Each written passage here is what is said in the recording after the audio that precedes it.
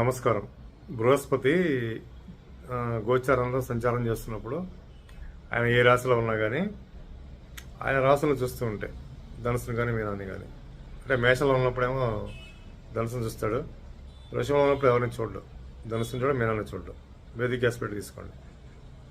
మిథునంలో ఉన్నప్పుడు ధనుసును చూస్తాడు, కర్కాటకంలో ఉన్నప్పుడు మీనాన్ని చూస్తాడు, సింహంలో ఉన్నప్పుడు ధనుసునే చూస్తాడు, కన్యలో ఉన్నప్పుడేమో మీనాన్ని చూస్తాడు, మళ్ళీ తుల రాసినప్పుడు చూడడు, వృశ్చికంలో ఉంటే మళ్ళీ మీనాన్ని చూస్తాడు. ఇక ధనుసు, మకర, కుంభ, మీనాలు ఉన్నప్పుడు చూడడు.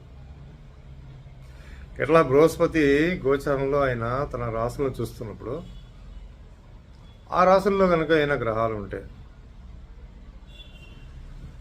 ఇప్పుడు అంటే మీరు ఏ లగ్నంలో పుట్టినా కానీ అది ఏ లగ్నమైనా కావచ్చు, మీ లగ్నానికి ధనుసు మీనాలు ఏ భావాలు అయినాయో చూడండి ఫస్ట్.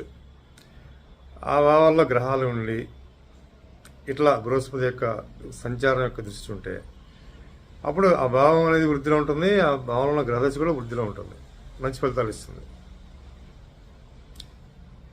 అది ఒక్కోసారి గురువు అయినా కూడా మంచి ఫలితాలు ఇస్తాడు. గురువు ధనుసులో ఉండొచ్చు, మీనంలో ఉండొచ్చు, అది కూడా వర్తిస్తుంది. ఇట్లాగా గురువు యొక్క సంచారంలో ఈ ధనుసు మీనాలను చూస్తున్నప్పుడు అది మీ లగ్నానికి ఏ భావం అయితే అవుతుందో ఆ భావానికి సంబంధించిన విషయాలు మీకు అనుకూలంగా ఉంటాయి అన్నమాట.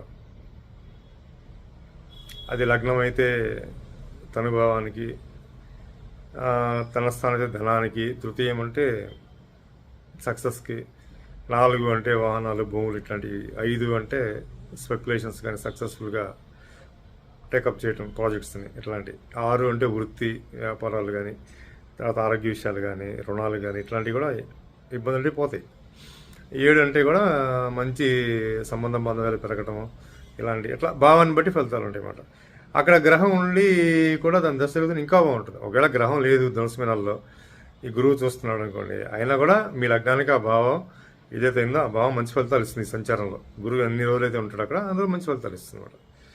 ఇట్లాగా గురు సంచారం అనేది ఆయన ప్రస్తుతం ఏంటంటే మిథున రాశిలో ఉన్నారు కాబట్టి, ధనుసును చూస్తున్నారు కాబట్టి, మీ జన్మ లగ్నానికి ఆ ధనుసు ఏ భావం అయిందో ఆ భావం మంచి వృద్ధిలో ఉంటుంది, ఆ భావానికి సంబంధించిన విషయాల్లో మంచి ఫలితాలు ఉంటాయి. అక్కడ ఏదైనా గ్రహం ఉండి దశ జరుగుతుంటే అది కూడా ఇంకా మంచి ఫలితాలు ఇస్తుంది అన్నమాట. ఈ విధంగా మీరు కూడా చూసుకొని గురువు యొక్క సంచారంలో మీకు ధనుసు మీనాల్లో ఏమైనా గ్రహాలు ఉంటే లేదా మీ లగ్నానికి ఏ భావం అయింది చూసుకొని ఫలితాలు చూసుకోవాలి. ఇలా ఏదైనా ఉంటే డౌట్ ఉంటే కామెంట్ చేయండి. శుభం భూయాత్తు.